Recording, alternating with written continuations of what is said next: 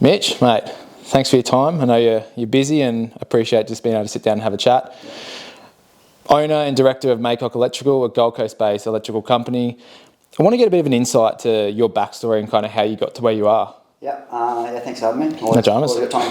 I'm Mitch. I was born on the Gold Coast, so I've been here for my whole life. I think you were going to touch on it, but my old man's a builder, so I sort of, grown up around construction sites my whole life. He sort of pushed me away from following his path. But yeah, didn't like school, so there was no chance of being a doctor. The trade was sort of the only option I sort of could see at that time. So yeah, I sort of had my eyes set on being an electrician pretty early on. I tried a few trades. I was a plumber for a bit. Yeah, right. For a couple of months, and we'll never do it again. Fuck, I didn't even know that. I did a few months of plumbing because my old man Sparky at the time just didn't have enough work. Right. So the plumber did, so I did a bit with him. Yep. And just had in a dungeon, just grinding concrete and running pipes in the wall and all the fun stuff. And really enjoy it. And then there was no other work really going after I didn't like that, so I just did a bit with my old man as well. Yeah. We had some good arguments, and that was the end of that. Yeah, right. So then I just called different electricians. Yeah. I have a phone book, and found one. So what age was that? What age was you kind of? Did you finish school firstly? No. So I finished school. I did a school-based apprenticeship. Okay. So I actually started a school-based apprenticeship with one guy, which I was doing 1 day a week with him. Yeah. And then 1 day at TAFE, and then 3 days of school. Right. And then again, he didn't have enough work. This was back in 2010. Okay. And I finished school in 2012, so 2 years of that. Yep.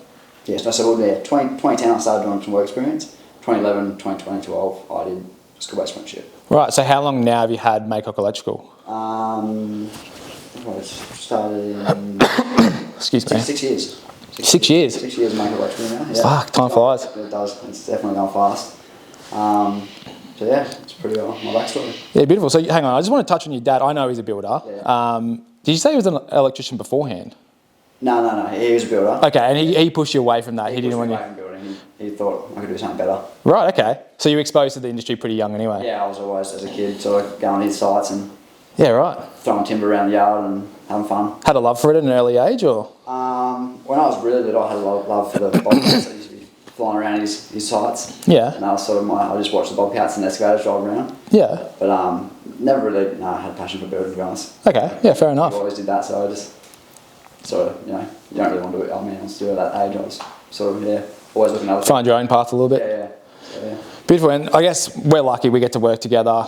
You've done work on our own place here, and the constant feedback we get from our clients about you is your knowledge and your recommendations and making good recommendations. I want to chat about choosing the right lighting for your place or for your space. If we iron it down to a kitchen, what's recommendations you make to clients when you walk into their space? Yeah.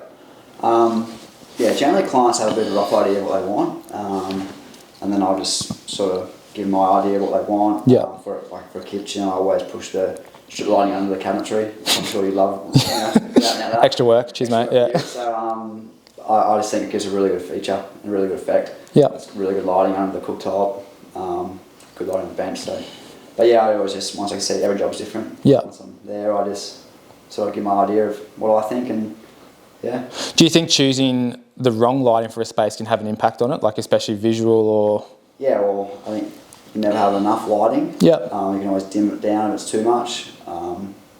But yeah, it definitely could have an impact. I guess the perk of it as well, you recommended with these downlights, which we'll probably touch on further, but they're now incorporating a tricolour. So if you could touch on and give people a bit of an idea of what a tricolour downlight is. Yeah, so a tricolour downlight has the 3 different colours. Yeah. You've got the warm white, daylight and the cool white. And yeah, generally most downlights now just have a little switch on the back. Yeah. You can just change between the switch. So I guess the perk of that is you can have downlights throughout your place, and if you feel like you fucked it up, you can simply pull the downlight out and change the switch to either the warm, cool or day. Definitely, yeah. I always sort of recommend warm. Yeah. I think it's a nicer feel. I find the daylight and the cool white a little bit clinical. Okay. But yeah, the beauty, as you say, you can't really get it wrong now. You just pull it down and flick it to a different one. Is that something that people themselves can do? They don't need an electrician to come in and change that? They can do it. The downlights generally have a really strong spring clip. I found that out the hard way. A bit like a mousetrap. Watch your fingers. It will open you up. But I generally before I leave the job, I just show my customer how to get it down. How to get it down. They all have a plug on them now, so one's a faulty one. They've all got pretty decent warranty generally. Yeah. They can just pull it down and unplug it down, like plug a new one in. So the terminology of that is, I think we've spoken about it, it's called plug and play. Plug and play, yeah. And right, there's other, do appliances do that as well? Most things, well, as you know, labour's going up. Yeah. So all these products coming out are trying to save on labour. So yeah. Plug and play is nice and quick. So easy. Generally, most things are plug and play. And with appliances, while we're on that topic, we're going to dive into this because we've experienced some stuff ourselves, but with appliances, is cheaper appliances, is it going to shoot you in the foot in the long run, or what's kind of the benefit of going a more expensive appliance and spending more money there? Yeah, I think you just get what you pay for. I'm a big believer in that. Yeah. The cheap appliances, pretty well my best customer, the cheap appliances. So you find you're constantly going back, or what do you kind of, if you go into depth on that? Common shop out there that everyone goes to. I think we're allowed to. Yeah, they've got cheap appliances, but I've definitely had a fair few, say toasters, for example. They have a toaster that's brand new, and a few months later their power stripping. Well, we had that here. Yeah, it happens a lot. I've seen a lot of it. Yeah. I've heard a lot of bad stories of cheap air fryers. Well, you showed me a photo before of a couple and the air fryer caught on fire and burned the kitchen down. So fuck. I think definitely you get what you pay for. Yeah, well, I guess touching on what we experienced, we got a cheap toaster when we moved in here and just thought, we'll get by and we can use that, and we've now changed to Smeg and absolutely love it. But the issue we had was it was tripping.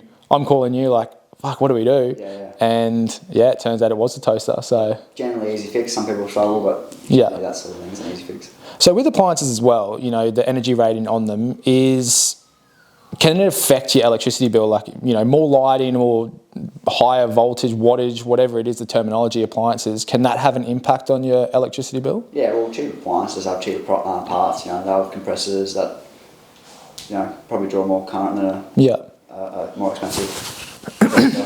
So the energy sticker on the fridge, say, when you buy it, will tell you that. But as far as like a toaster and a kettle, a cheap toaster versus an expensive toaster, there's not much energy rating in that. You're not going to notice the difference? It's got to boil your water at the end of the day. In that sort of thing, it won't notice too much difference. Yeah, I guess as well with, interest rates rising and people trying to save money anywhere they can, is there any suggestions you would make to people that, to reduce their overheads, especially with the electricity bill? Because I know with us, if we walk out of the house and leave lights on, but what are some key things that you would recommend yourself that people can reduce their overheads? Yeah, well, all lighting now that you buy is pure LED, but you can just check if you've got halogen lighting through your house. Yeah. Get rid of that. Generally, like if you've got a halogen downlight, either a 35 watt or a 50 watt halogen light, and most LED light, like downlights, are 8 watts. Right. So you're just looking at, say, 5 downlights versus 1 halogen. Yeah, wow. So that can be a huge saving. Yeah.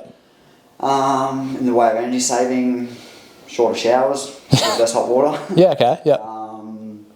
What else? This may be a silly question, but does cold water use electricity?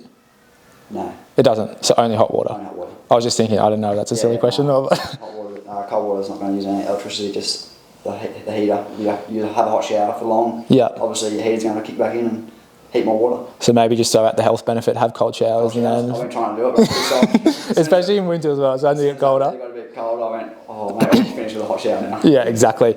I want to chat about, with DIY it's different. We try to give information to people about DIY and try to give them information so they can benefit themselves if they want to do, their first renovation or trying to save money. But with electrical, it's a bit different because you have to be licensed and you can shoot yourself in the foot because you're not going to be covered by your insurance. What are things that DIY people can do themselves? Yep. There's a few things they can do. We spoke about earlier, like cover plates. Yep. Sometimes you buy a house and it's got old yellow cover plates. You probably flick the cover plate off, see what brand it is. Yeah, so we're talking about there the PowerPoint cover plate as well. PowerPoint or a light switch cover plate. Yep. Generally, they go a bit yellow over time. Plastic sort of deteriorates.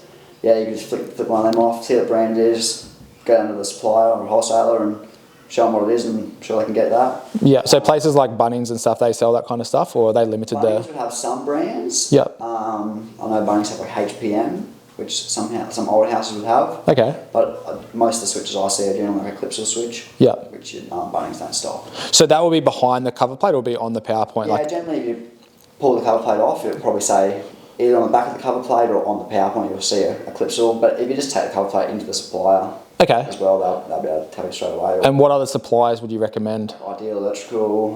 Perfect. I use Electrical down in Varsity, Burleigh. C&W.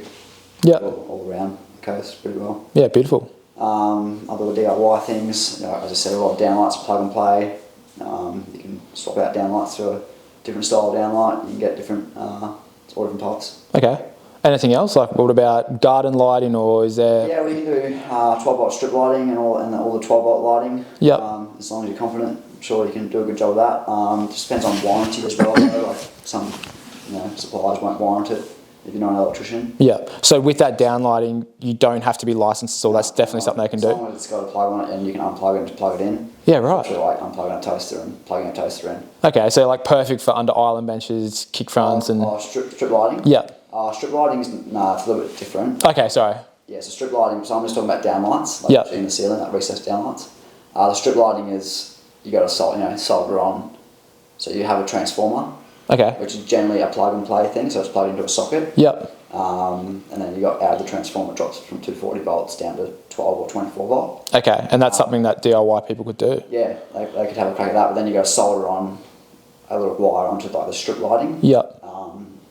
So you're not confident in that. That will be a little bit harder. Yep.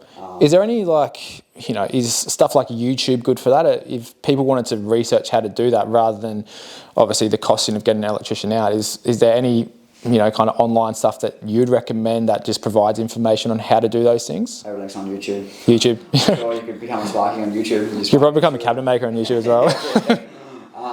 But there's also there's all kits that I think I've seen it at Aldi before where you can buy like a strip lighting kit. Yeah, right. Everybody's put up around their room, which comes with the transformer you plug into the wall, and then it's double-sided tape, a bit of strip light around your room to get rid of the light. So you can buy kits, but you can't do custom. It's a bit harder to do a custom length or something under your bench. Yeah, okay. But yeah, I've definitely seen kits you can buy. Yeah. I want to touch on solar. I know we had a conversation about it before. Is it worth it? Tell me, with your knowledge, what do you recommend? Yeah, I'm always getting asked this question. I'm a bit yes and no. Yep. I've got it at my house. I really like it, but I have a pool. So I'm able to run my pool through the day. I can have a time for my hot water to run through the day. I'm always telling my wife to don't put that dishwasher on until the sun's out. Just little things like that. Just if you've got washing machine, just generally all the new stuff now you can have a delay timer on it. Okay. Dishwasher start in 2 hours, so in the morning, go to work at say 7 o'clock. The sun's not quite at its peak. I'll just put a timer on dishwasher for 2 hours. Yeah, wow. It comes on a bit later when the sun's out. Shit, that's pretty good. Things like that now. For most people that work 9 to 5, I find it's probably not that worth it because you're not home during the day when the sun's out. Yeah. So unless you've got a pool and those things that sort of run a little bit longer and use up power for a bit of time, I find it's not that worth it. Yeah. Maybe if you're buying a house and you plan on living there for 5-10 years, then you probably will get your money back. But if you're buying it, living there for a few years, maybe flipping it, and you're not there during the day to use the sun, then probably not worth it. So is there normally a timeline that they put on, okay, if you get solar now, in 4, 5, 6 years, you start to kind of accrue that money back? Or? Yeah, I think they say generally about 5 years you'll make your money back on solar. Yeah, right. But obviously depending on how much power you use. Yeah. And how well you can utilise the sun. Yeah, so things like pools, obviously you can, as you mentioned, you can run your heater during the day. Yep. But if you are that 9 to 5 or you're out of the house throughout the day and you're not there to utilise it, you'd probably recommend it's not worth it. Yeah, or you say you get home in the afternoon at 5 o'clock, the sun's going down, then you start cooking. Yeah, okay, so then you're utilising your other power. Yeah, anything to do with heating or cooling is where you're using majority of your power. So you start cooking food, you're using all your power when the sun's gone, you're not utilising the sun. So yeah, right, I didn't even know that. Yeah, you're using general tariff and that's the expensive one. Yeah. What about security cameras? I know we got security cameras here, safety, if my partner's home alone, it's just, it gives me comfort and, I can be at work for whatever, and I can just feel that, you know, she's safe and you can kind of see what's going on. What do you reckon with security cameras? I know you recommended these ones, which we love. Is it something you normally recommend to people? Yeah, I'm a big yes fan for security. Yeah. I've got it at my house. You know, the grandma's got it. Yeah. I think peace of mind, it's definitely so good. Yeah. And yeah, even like for your neighbours, like I had a neighbour get broken into, and Yeah, right. I'd jump up on my cameras and saw a car pull up, and yeah. So at least you got proof then as well. Some proof that someone was there, and yeah. But I think it's deterrent as well. Like he didn't have cameras on here, his house. Yeah. I think they probably see my house and do it at your house. Yeah. We've got cameras at the front door. I think you see that. And Just a sense of safety as well. Yeah. So I know our ones are hardwired. What about the ones from, you know, we've got throw bunnings out there, those kind of plug and play ones that people can just put in themselves, all the battery ones? Like, yeah, they're fine? Yeah, the battery ones are good. Obviously, you know, the battery doesn't last forever, so you got to pull it down and recharge it.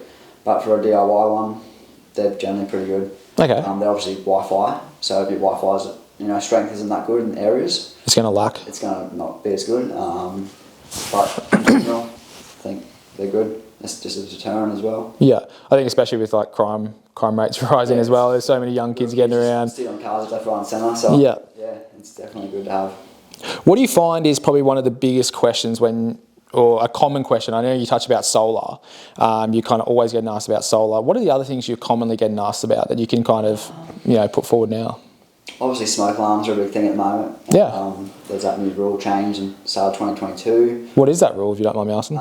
So if you're renting or selling your house as of 1st of Jan 2022, you have to upgrade your smoke alarms to photoelectric, and they need to be interconnected. Right. Whether it's wireless or wired interconnect. Does that mean connected to each other? Yeah, so one goes off, say if your kitchen, something happens in the kitchen, your air fryer catches on fire, and you're upstairs sleeping in your room, the one down here will go off, and then all the others in the house will go off as well. Yeah, right. Yeah. And so that was of 2022, you said? 2022. So that's if you're selling or renting, yeah. That's done. 2027, I believe, if you're for everyone. Right, so it's going to be implemented then? Yeah, I'm not sure how they're really going to crack down on getting everyone to do it, but I'm guessing probably insurance. Yeah, okay. No insurance if... You might have to like update, it might be part of your insurance thing for your home contents or something. You have a fire in your house and you don't have smoke alarms done. Yeah. Insurance ain't going to pay that. I'd say, I'm just guessing, but I'd say that's how they're I'm going to hold you to it. Yeah, so. But yeah, that's a big thing, or people are always asking. But yeah, smoke alarms are hard.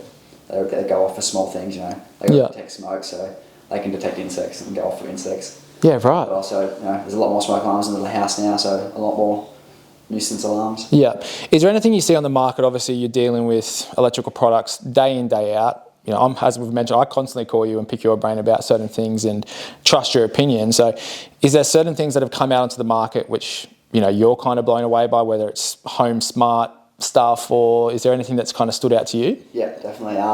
Clips of Wiser. Okay. Which is an iconic range, which you've got here. It's a pretty affordable range, the iconic. And then you can just upgrade modules and power points to make it a smart home. And it's really user friendly. So they're more of like, I don't know, with our ones here, which you recommended, they're more of a, obviously people can't see the house right now, but they're more of like a clean cut, kind of slimmer profile, more of that modern kind of look. Yeah. So that's for power points, light switches. Is that kind of their range where they just... Yeah, generally just, the iconic's just power and light switches. Okay. And yeah, they're definitely modern range, like a matte white. Yeah. They've got heaps of different skins as well, so like we're talking about DIY, you know, you can put the standard white in, and then 5 years down the track, you can pull that cover plate off, put a black one on or a stainless one on. Yeah, right. Change the look. So just a great way to even incorporate some colour or change a bit of a feel aesthetically as well. Yeah, definitely. Yeah, and yeah, as I touched on the range of making your house a smart home with that, you can just pop out a light switch and put a smart light switch in, which you can control on your phone. So what can you actually control with that on your phone? Can you control the colour? Like what do you... So my house, I've got them on my garden lighting. Okay. I've got all my garden lighting through the Wiser, so I can have it set for a timer. My garden lights come on when the sun sets. Yeah, right. It turns off at 9 o'clock. And then same thing in the morning, you can set for sunrise, the lights come on. Jesus, and you can just control it all off your phone? All off your phone, yeah. So my living room lights, I can sit on my couch, pretty lazy, turn them off, dim them down. My pool pump again, it's through a Wiser power point. Lucky you're an electrician, eh? So I can turn the pool pump on and off, and my pool light on and off through that. I set my pool pump with a timer. Yeah. Through the Wiser, so it comes on. when the sun's out. Far out. So you can literally just control everything. Pretty much, yeah. Most things these days are pretty. What about appliances? You can't. You can. So you can get the wider power point. Yeah. Which all you can do is turn the power point on and off. Okay. Yeah. So, not really. You could, if you had your toaster, I think you can get some kettles that are always on, and you can turn it on at the power point. So, say if you wake up in the morning, you can. I think that's just fucking lazy, isn't it? That's a bit far. I don't know. Yeah. I just like the lighting, mainly lighting, like garden lighting timers and things like that. That's what I like. Yeah.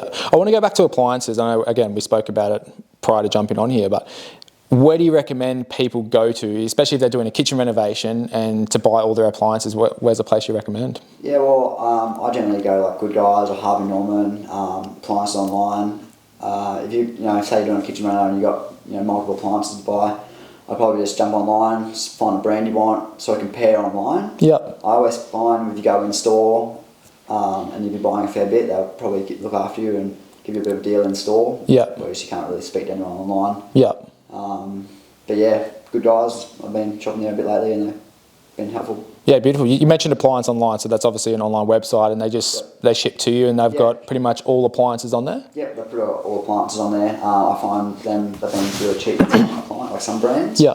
And then other brands have been way dearer than say Harvey Norman or Good Guys. Yeah, and that's obviously if you're DIYing or doing a reno on a budget, it's good to cost comparison. And if you can go into Harvey Norman or Good Guys, you can say, hey, we can get it online for this, blah blah blah. Yeah. And all the warranties are still going to apply if you order it online. Yeah, well, you just got the manufacturer warranty. Yeah. I think you can always click options online to upgrade extended warranty or something. Okay, so it still gives you that option then. Yeah, you still get that option because Yeah, you're not perfect. doing warranty through appliance online. It's generally through whatever appliance you're buying, like the brand. Yeah. But yeah. No, lovely. Mate, we like to keep it short and sharp, and I appreciate your time, and I've taken stuff away from this conversation, which is good, and luckily I've got you as a mate. We get to work together, and we love what you do. But the way we like to finish the podcast is there's a billboard for the world to see. What's one thing you would write on it, whether it be a mantra, a life motto, something you say every day? What would Mitch write on that billboard? Yeah, lucky I come prepared with this one. I prepped you with it. Not really trade related, but what's meant to be will be. Yeah. I always sort of, when you're having a crap day, and I always just think. Just repeat that to yourself. What's meant to be will be. Yeah, lovely. Can't control the outcome now, so just. How good. Yeah. I love that. Beautiful. Mate, thanks for your time. Really appreciate this, and I hope people who listen can take something away from it. I know I did, and thanks again. No worries. Thanks for having me. Easy. Cheers.